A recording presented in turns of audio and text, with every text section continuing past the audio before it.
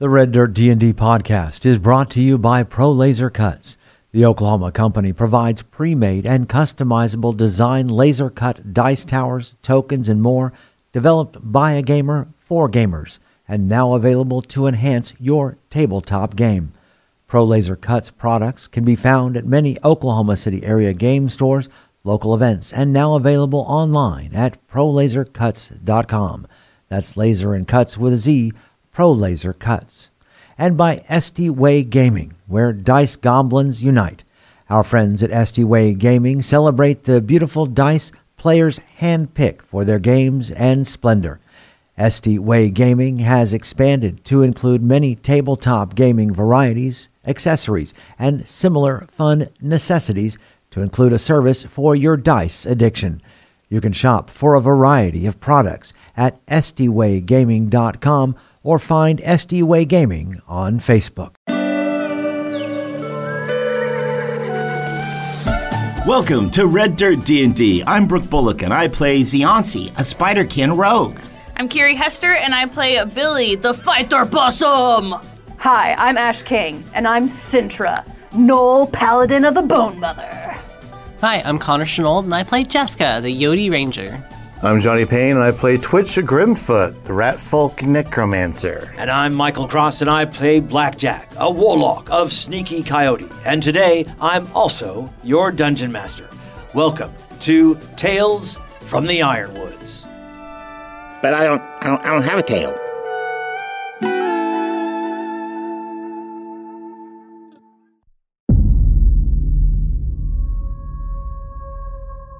After your experience with the fairies, returning to your normal size, you settled in for a long rest. But you awoke to a nightmare, tied to chairs in an office at the Venturis Sanatorium. You find that you are now in human bodies. Blackjack, nowhere to be found, facing questions from one Dr. Alucard. So, Billy, why do you think you're here right now? Like Sintra said, we've been magicked, and it was probably Yinagu, and the Bone Mother will save us, and we gotta get out of here. You've done something to Mudman. Who is this Yinagu that you talk about? Oh, boy.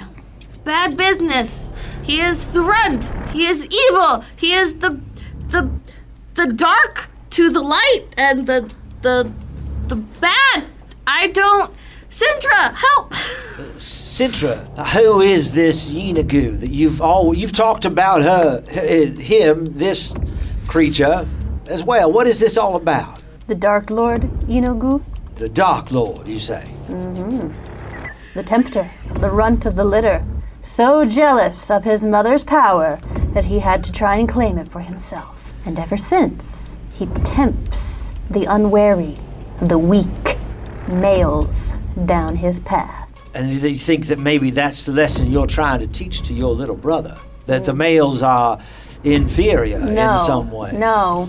Yinagu only tempts male gnolls. Billy... I am possum! Billy could never fall to the temptations of the power of Yinagu. He would receive nothing. Right, but he is a boy, he is a male. But he is a possum. He is not a gnoll. He's a human. You can see him right there. That is some strange enchantment that you have placed upon him to make him look different. And it's awful. I don't like being big. Make me small. Say, I could do much the same, and I try to cast Alter Self. You do actually use some words that you think might work, but nothing appears to change. Nothing appears to happen. No magic changes. Dr. Alucard reaches into a pouch and puts tobacco into his pipe and strikes a match, lights it up, and sits back. I can see I'm getting nowhere, except for the fact of you, Billy, wanting to be small again. Was this something about maybe when you were a child that you want to return to being small again? Maybe when you were more protected by your older sister? Is Sintra sitting next to me, or is there like a person between us? Let's say the two of you are sitting right next to each other. He'll turn his head and look at Sintra. Do I go along? Or do I You think do whatever you feel is best. I am Possum. I was abandoned by my mother. I fell off. I cry. She does not come for me. Then I am saved and awakened by a nice gnoll who trained me as their apprentice. But then they learn I cannot read and I cannot do colors. And so I was abandoned again. And then the other possums, they tried to kill me. And then Sintra was there. And Sintra said, Billy, stand up for yourself. Don't take that. Bite back. And so I bit back and I killed those possums. And me and Sintra have been best friends ever since. And she is the first doctor. And we're on a diplomatic mission to learn diplomacy so that Sintra can lead Clan Redmaw to excellent victories in the end. Well, that's very interesting. I applaud you on your imagination, Billy. That is nice to hear. That's not the truth, of course. That's not why you are here. But we'll move on. He takes a couple more puffs of his pipe. You want the truth. Well, I would love the truth, Sintra. Of course. You... Channel Divinity, Zone of Truth. Very good. Nothing happened. I understand. If you would like me to tell you the truth, I will tell you the truth. I can tell you the truth. The truth is you all are here because you are caught fighting and attacking citizens of Venturus. Of course, you didn't seem to do much damage as you were attacking them with fake cudgels and magic swords and spells that, of course, didn't work at all. But that's why we didn't take you into prison. We didn't lock you up. We brought you here because you're obviously not well. Seems like we're pretty locked up. Yank on the straps. Doctor. Yes, Jaska, how are you? Well, I think I'm doing good, but I'm having a hard time not necessarily wrapping my mind around this. I believe that you think that this stuff is true, but just as we can't prove that what we know is true, how can you prove that what you say about us is true? Well, I understand it. Then when we're talking about some kind of metaphysical ideal of what is real and what is true and what is fact, there's no way to prove one way or the other. But I do know that you are, Jaska, a citizen of Venturus. Your father, Gideon, worked for the police force. Your father died when you were young. And ever since then, it's bothered you. It's eaten you alive. That's what I know because I know who you are. I've talked to your family and how much that grieved you. That you were always seeming to search for Gideon even after he'd gone. And I think that is what led you into your delusion right now.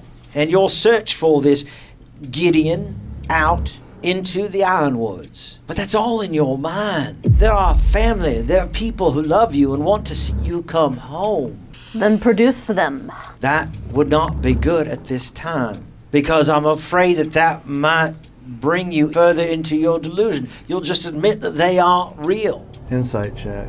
Okay. Oh, nice.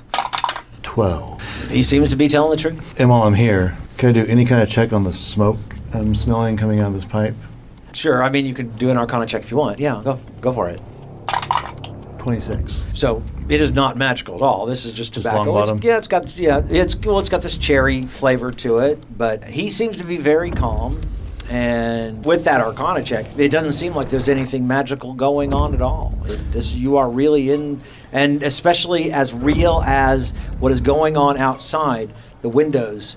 You hear Venturus. Now, the three of you have never been to Venturus. You don't remember it. But for the two of you, the sounds, this is nothing abnormal. It's a beautiful fall day outside, and you hear the traffic that you would normally hear going in, doing their work, and people talking outside the building. Was it fall when this started? It was still fall with the fairies. Yes. Well, I certainly wouldn't want to hurt anybody and apologize that I did under these supposed delusions. If we go through your treatment and we're found all clear, we can go back to our families, right? That's the goal here, Jaska. I don't want to keep you here permanently. We don't do that here. We want to make sure that you are members of society, that you go back and that you can take care of your families and take care of your friends and have valuable, meaningful lives. That is what this is all about. This is not about keeping you here forever. I promise you that. But you've got to let go of the delusion that you are some heroes out in the Ironwood, that you are supposed to be trying to rescue fairies and fight frogs and talking to goblins and Sasquatches. That's just not... You leave Ted out of this! Ted is a nice man! Well, I think, and I certainly don't want to speak for the rest of everybody, but I think that if we go through this, we'll be set free. And she will look kind of knowingly at you guys, basically just be like, come on, guys, play along. I do have a question for you, Doctor. Of course, Twitch. You said that we were out in the street attacking the citizens. Yes. I was trying to cast spells on them, but nothing was happening no matter how much I waved my hands and what stuff I said. And over there, and I kind of motioned with an eyebrow, Cintra's way. Cintra was running around swinging a sword? I don't know. I wasn't there. I don't know exactly what she was swinging, but the witnesses had told the police that Cintra said she was swinging around some kind of a cudgel. What about the rest of us? What was the young boy over there? Billy? What was Billy swinging? What did they say they saw in Billy's hands? They didn't see anything in Billy's hands. They didn't see anything in anybody's hands. You were swinging around weapons, but they were not actually. That's why you didn't actually do any damage to anybody out there. That's why you aren't sitting in the jail right now, because you didn't actually do any damage. You were obviously just delusional. So we're being held captive in this sanatorium for, what's the word? Pantomiming an attack that harmed no one. Right.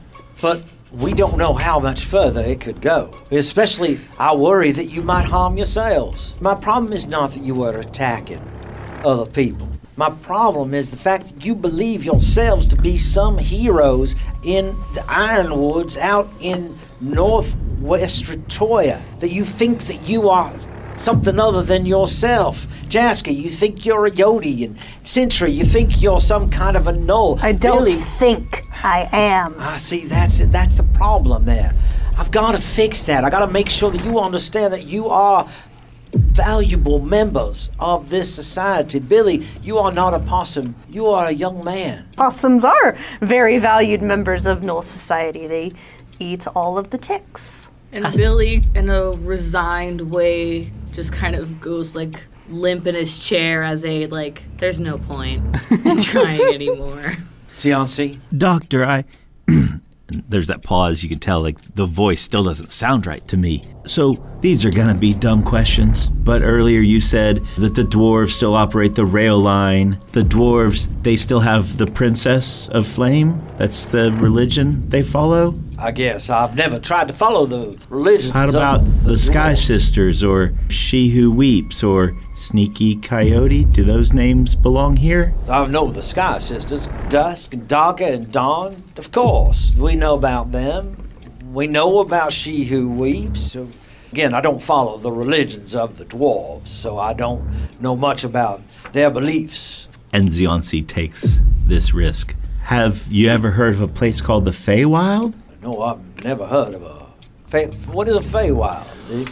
I, natural 17 on deception, heard about the Feywild in a story. Blackjack and I sometimes, when we were boys, would pretend about the Feywild, and he takes a deep breath. A magical place where there were fairies and weird activity. Oh, so, an imaginary world that you and your friend Blackjack would go to, kind of, whilst you were in the orphanage. Yes. Okay. And you think maybe this is held to your delusion here? I'm working on that, yeah. I gotta admit, I'm kind of mentally tired when it's time. Could I go back to my room? I'm assuming we have a room. I understand. Here. Yeah, well, I do think that maybe we need to take this up again another time. And I hope you just think about it, because I want you back to being who you are. I spit at his feet. That's not gonna help, Cintra. Makes me feel better. I understand. Well, I'll tell you what. You think about it. We'll talk about this later. All right? Sure. Right. He opens the door and he says, all right, if you gentlemen could take them back to their rooms. We'll talk about it later. And 5 very large guards come in. Are they human looking? Okay. But they're large. They walk into the office, they untie you. You realize trying to take on even one of them would be futile in your current states. The men lead you down a hallway as the screams from rooms throughout the sanatorium echo from within the walls. I need everyone to roll a perception check. Does it still sound like an event in place? Sintra, Dirty 20. Twitch, 13. Zionsi, A 6. Jaska, 17. Billy. 6. Zionsi, you got a 6 too? Yes. Who has a higher dex? Probably. Actually, him. who has the higher wisdom? I have a 0. I have a +1. Okay. Sintra, as you are walking, your vision begins to get hazy. The walls of the sanatorium appear to melt and become cavern walls. As you look around, the men leading you don't appear to have changed much, but your companions have taken on the furry forms you remember from your travels. You are also now in your original form with all your weapons and equipment. What do you do? So I smirk to myself. So what do the guards look like now that the haze has come off my eyes? The guards appear to be in plate mail armor, carrying large mauls. That is what you see from them. Okay. And is there just like one in front of me, next to me, behind me? What's the situation here? You are surrounded, one on each side, so you are in a line. Let's say you're up front. We're basically kind of in a single file marching line. One guy in front of me, 2 guys kind of on my left and right, and then at the very back of the line, 2 Correct. guys left and right? Okay. Correct. So the guy who is in front of me, pull out the cudgel and immediately swing down the guy who's directly in front of me. That's an 8. That is a miss. Okay.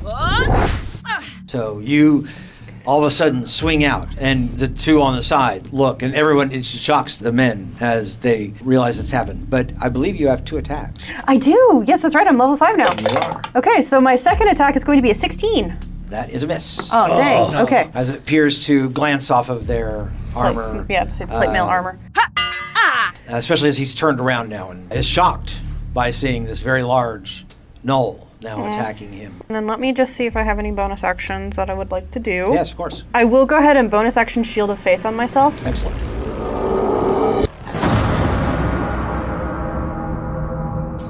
to bump my AC up. So I have a +2 to my AC now. Do the rest of us see Sintra in her gnoll form, or do we just see her? You see her in her human form. Okay. Do something that you had not expected at all. I yell out, "It's not real, fight!" Jaska, as that happens, as she yells that out, for you as well, the walls seem, it's like you are waking from a dream. This wasn't real at all, that now you are back to being Jaska in your Yote form, and your weapons are with you. You are probably about the middle, so I would say that you are not within melee range of any of them, so if you wanted to use your bow, you certainly could. Okay. Oh, good. I'm back to my old self again. And she'll pull out her new bow, which is the longbow of the Autumn Fairies, and try and shoot not the guard that Sintra was attacking, but the one right next to her. It's a 25 to hit. That hits. 7 piercing damage, and my second attack, 26 to hit 26 hits. for 7 damage. And Twitch, you see now Jaska go back with a bow. There's no bow there. But as she lets go, the bow appears in her hand.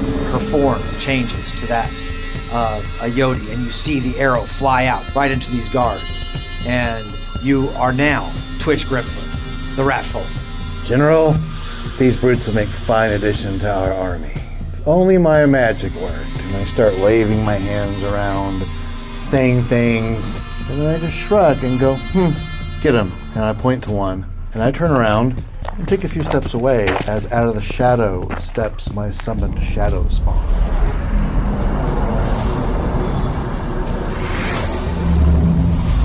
.22 to hit. 22 hits. Which one are you going for? 1, 2, and 3 are in front. 1 is at the pinnacle. 4 and 5 are behind you. You sunk 2 arrows into one. Did you hit? I didn't hit, but I'm like actively engaged with the number 1. That one. The guy who's right in front of me. Number 1? Great. And you did hit. It is 1d12. 16. 16 points of damage. Yes. Cold damage. So in front of you, Cintra, you see the shadow just moves up to the creature standing before her and brings down a strike and steps back into the shadow like it was never there. It's still there. It can do the hide action at the end of its turn. And that's turn. Billy, Ziansi, you also now realize that this is all seeming to be some kind of illusion as everything returns to this cavern. And you see your friends, the furry forms of your friends now attacking the guards. You see them with their weapons in your hand. You have shrunk down, Billy, to where you are now opossum-sized again. I am small again! You, Ziansi, see your spider form. You are back to who you were. And the guards, realizing this, begin to close in on you.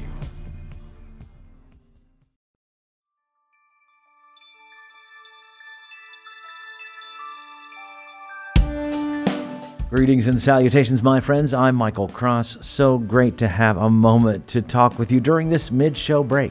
First off, I want to invite you all to join us as Patreon members. The money we raise helps us pay for things like the music and sound effects you hear on the show, as well as money to go to events and make new fans. When you become a Patreon member, you get our episodes 4 days early, bonus content, access to our Discord server, and full versions of our roundtable discussions. You'll be joining other fans like Scott Wise, Don Mills, Heath Mormon, and the Lady Kate. So join us right now at patreon.com/reddirtdnd. Another way to support us is by getting your very own Red Dirt merchandise. You can find things like hats, hoodies, mugs, and t-shirts. Just click on the merch tab at reddirtdnd.com or reddirtrpg.com. Since 2020, the Red Dirt D&D podcast has been close to another Oklahoma actual play Dungeons & Dragons podcast, D20 to Curtain. And me personally, I've had a chance to work on stage with some of the actors on the show. So when you get done with this episode, you should check them out. Hello, fellow D&Ders. My name is Jerome. I'm Jennifer. I'm Jody. And together with our friends Kara, Timothy, and Jared, we are the cast of the D20 to Curtain podcast, where Oklahoma theater geeks and their friends hit record and explore our new addiction to Dungeons & Dragons. We think D&D is more than just a game. It helps us tap into the enduring power of storytelling. We combine live gameplay with behind-the-curtain episodes to share our experiences, insights, habits, discoveries, and passion for D&D with anyone who will listen. We hope D20 to Curtain will make you laugh, cry, maybe even make your experience at your table even more satisfying. Check us out anywhere you listen to podcasts or visit us at d20tocurtain.com or at D20 to Curtain on Facebook, Twitter, and Instagram. We look forward to having you. All we ask is that you have fun, be kind, and play the role. If you're looking for more content, make sure to check out our YouTube page with Mysteries of Beatrix live every Wednesday. Keys from the Golden Vault from the Red Dirt Outlaws dropping every Tuesday at noon, and Plausible Deniability every other Thursday at 7 p.m. So come check it out at youtube.com/@RedDirtRPG or search for Red Dirt RPG on YouTube. And we would love to hear from you. Find us on social media at Red Dirt RPG. You can also get in touch with us through our website at reddirtrpg.com. In the meantime, make sure and subscribe to this podcast and leave a comment on your favorite podcatcher so others can find us. All right, I think that's everything I need to tell you. Right now, let's head back to Red Dirt D&D.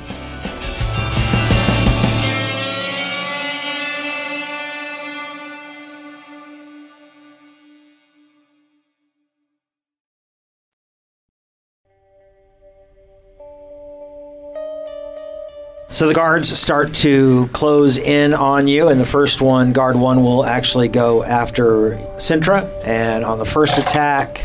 If I'm within 5 feet of Cintra, I would like to protection and roll disadvantage. Yep. Would also, again, be an 18 to hit. 18 hits exactly. All right. 18 points of slashing damage. Woo! Okay, 18. Yikes. Second attack. 16. 16 will miss. Yep.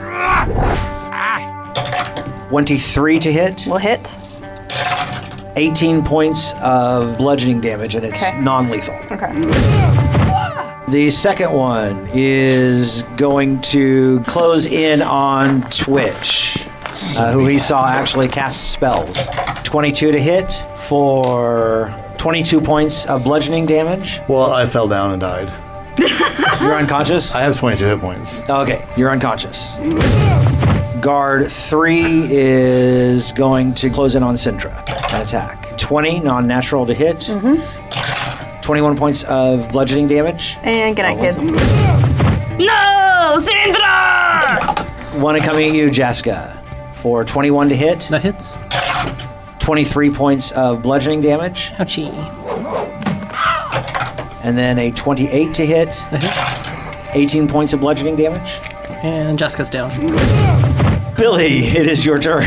I call out, Mudman! Where are you? And while I wait for Mudman to not appear, I'm gonna try to hit the guy that hit Sintra, I guess. We'll see how that goes. Okay, that's a miss with an 8. That's a miss with an 11. I will action surge. Go down swinging, Billy. That's a miss with a 15. Tears rolling down his cheeks because Sintra is down and he gives her a lick. Wake up! And a 10.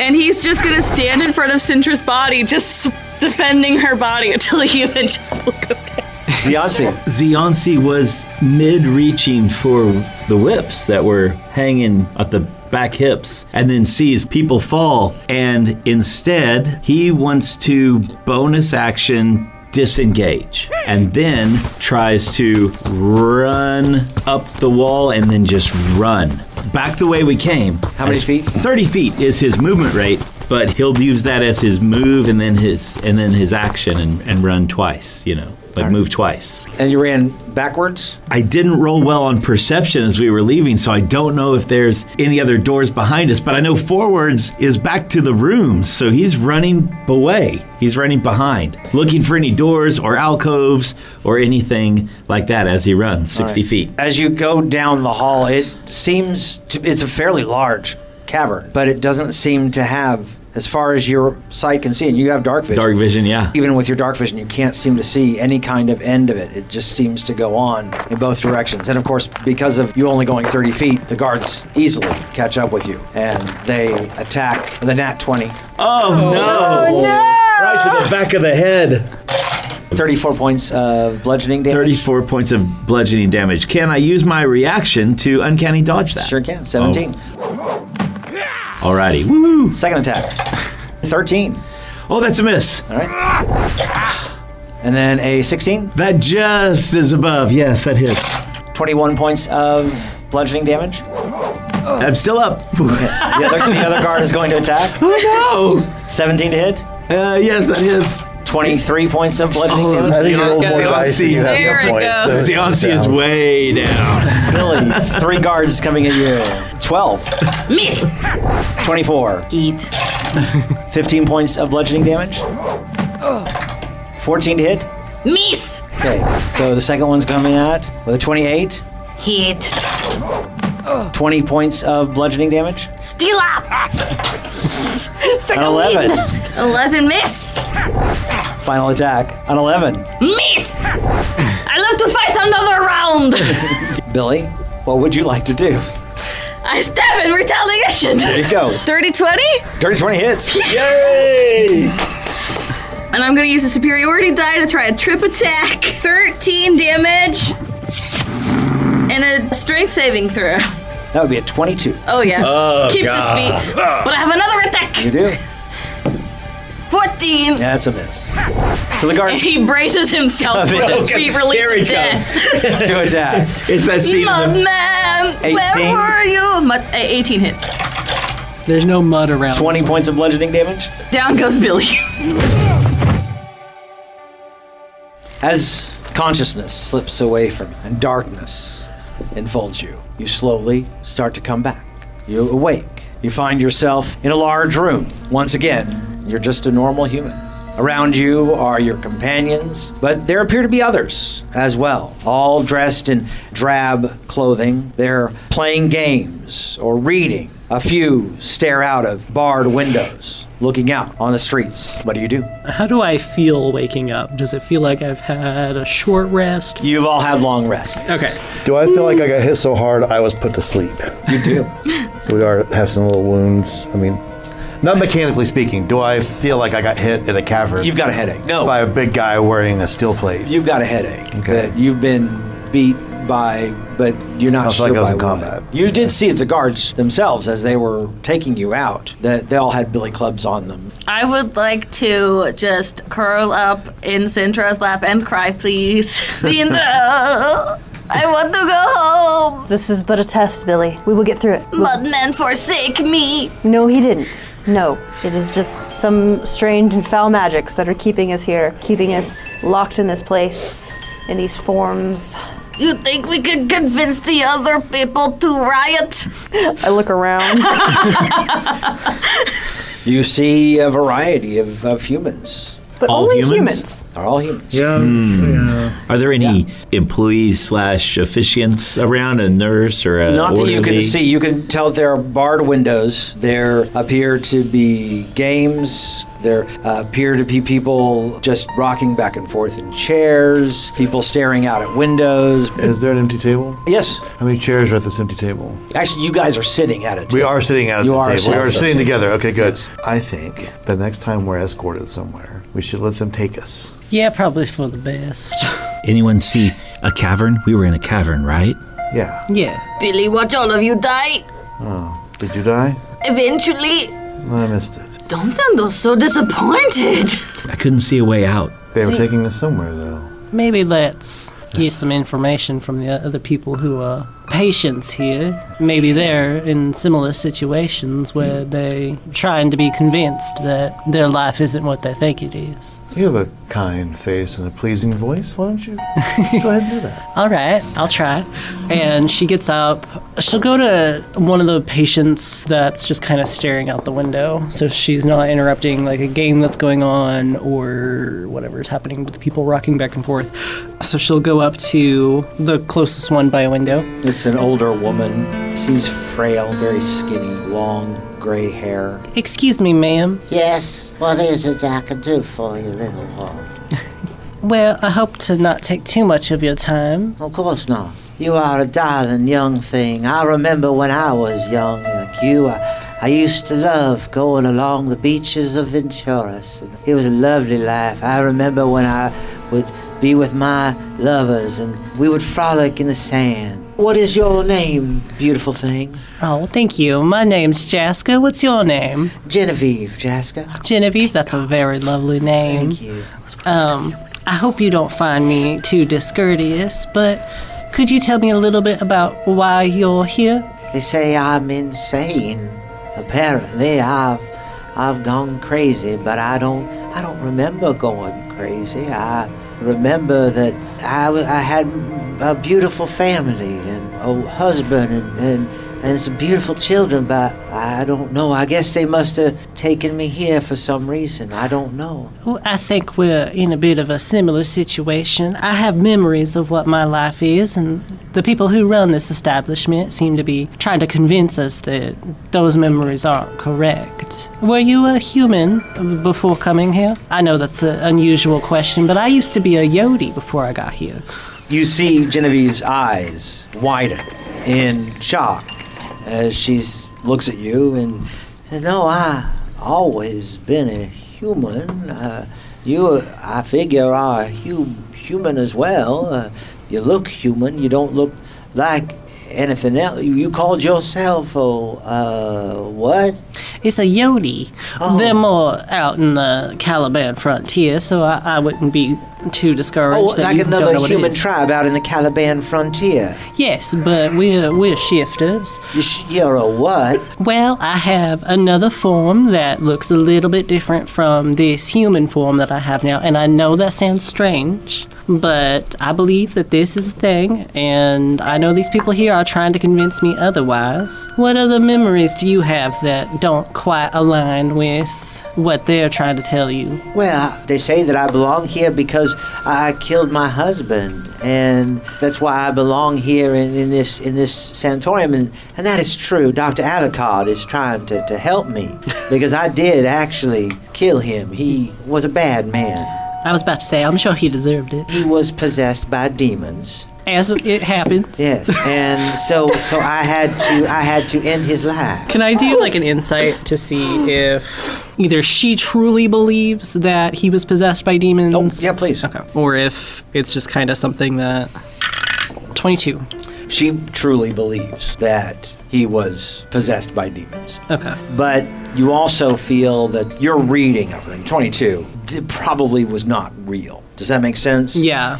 That she believes it, certainly, without a doubt, but it probably was not an actual thing that she snapped. Well, thank you for talking to me. I'm going to go mingle amongst the other people. If you need me for anything, please don't hesitate to call. Jaska, it was so wonderful to talk with you. It was nice talking to you, too. I hope that we can get together to be friends. You and I should stay very, very close because who knows what is out there. I hear the screams in the walls, and they are coming for all of us, Jaska.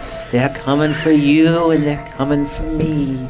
We have to be careful because we don't know what is beyond these walls. I rightly agree with you. I heard some screaming earlier, too. Yes, I hear it every night. Is there a particular time of night? Oh, it is all hours. Last night I just heard these people fighting in the halls. That might have been us. Good for you. Now, Genevieve. Yes. You stay safe, okay? You too. I don't Jaska. want anything to happen to you, okay? Oh, I would hate for someone as young and beautiful as you. You have a great future ahead of you. I can see it. I can see it in your eyes that you are going to do great things. As soon as they let you out of it, as soon as Dr. Alucard gets you all well and you realize who you are, you're going to be out and you're going to be doing some great things. Thank you. Now remember, me and my party members, and she'll gesture over to the table that they're sitting at, we're not possessed by demons, okay? Oh, no, I know that. Okay, good. You're just someone as beautiful as you. You'll never be possessed by demons. I've seen them. They're evil, evil creatures. Yes. But I don't see them in your eyes. Thank you. I see you like an angel. Aww. You are like an angel, and you are the sweetest, purest thing I've ever seen. Well, thank you. You learn anything useful? I talked to that old lady over there, Genevieve. A very lovely woman. I think she might have actually done something to rightfully earn her place here, but she doesn't seem to have any unusual experiences like us. She was human, and she killed her husband, and... He must have been weakling. I think so, too. But she seems like a lovely individual. But there's quite a few other people in here that we could try and talk to some more. It could just be her case that's not lining up with ours. Sintra is to the point, so she's restless. This is not sitting well with her at all. So she's basically going to get up, and Billy, you can come with... Of course. We begin right together. No, I think what Sintra is going to do at first is just do a lap, working off like nervous energy, but she's listening is the first thing she's doing. So she's listening, and kind of much like what Jaska was trying to do, trying to find somebody who, maybe she stops at like some of the game tables for a moment to just kind of listen to the conversation. She's fishing for, is there someone else here who may be in a similar situation to us? As you walk around, no one's talking. You might hear a person muttering to themselves, especially some of the people who are rocking back and forth. There are some people who will start saying weird things, but it's not anything that abnormal that would punch out to you. Anyone who are playing games, they're doing it quietly. It's just this eerie quiet in this room that is so uncomfortable that everyone is afraid to speak up because afraid to almost break the silence. Even the ones who are talking amongst themselves do so quietly that you really just can't quite tell what they're saying, but it's obviously to themselves. Mm-hmm. And it doesn't strike you as anything unusual. Gods, this place is oppressive. can't see the sky. Billy is following behind Sintra, and his eyes are going to every corner of this room and noticing windows, doors, counting people, counting chairs, really staring really hard at the wall and trying to make it look like rocks. You do see in this room, and it's a 40 by 60 foot room. It's got quite a few people in it. There is one door that leads further into the sanatorium, and one large window that you can't quite see through it. Not bars so much as mesh iron on it. You can't see through it. It seems almost a mirror-like. And then 2 windows toward the outside, but they're obviously barred windows. You could never get through them. And as you are gathered here and you're wondering what's going to happen next, you fear that this might be your prison forever.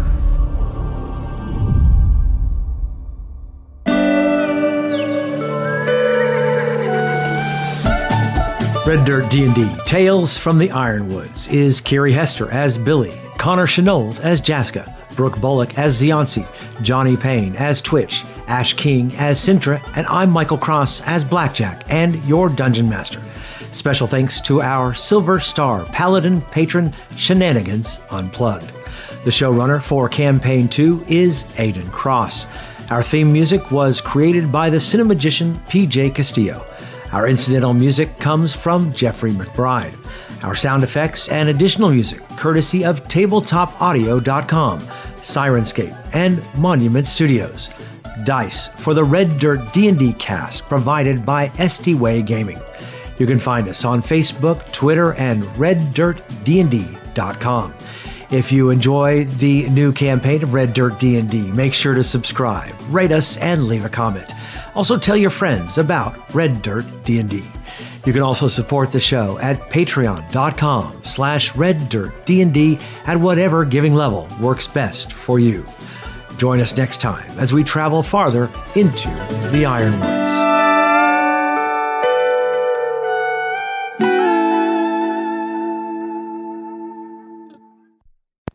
Facing questions from one Dr. Alucard. No. What, you didn't notice that the first time through? I guess I didn't notice the thing was the first. Yeah, I didn't. Wait, I don't get the joke. Dracula. Dracula backwards. Yeah. Oh! Awful. You attacking them with fake cudgels and magic swords and spells that, of course, didn't work at all. Oh, God, it's worse than we thought. We've been LARPing.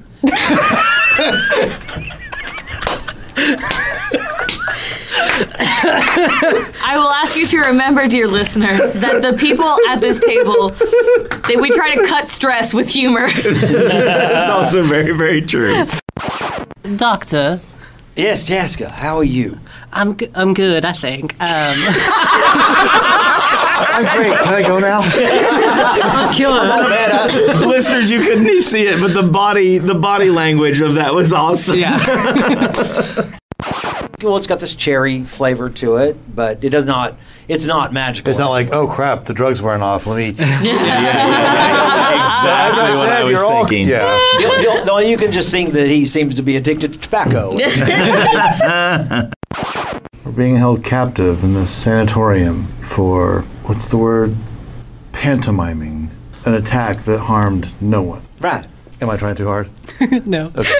Twitch is turning into a lawyer before our eyes. I totally thought you were going to say role play. Yeah, I was about to say play. I think he's going for we're actors. We're going to put on a play. So, you didn't see the flyers posted around town. Oh, no, the Sky Sisters, of course. You've got Dusk and Dawn and the other one. Daga. The other one. You got. He's not even a man of faith. Oh my God! I am a man of science. Thank you very much. As out of the shadow steps my summoned shadow spawn. Oh, what is that? That's Twitch becoming a necromancer. That's Twitch at level 5, baby. And Jessica's down. Ziansi, that's up to you and me!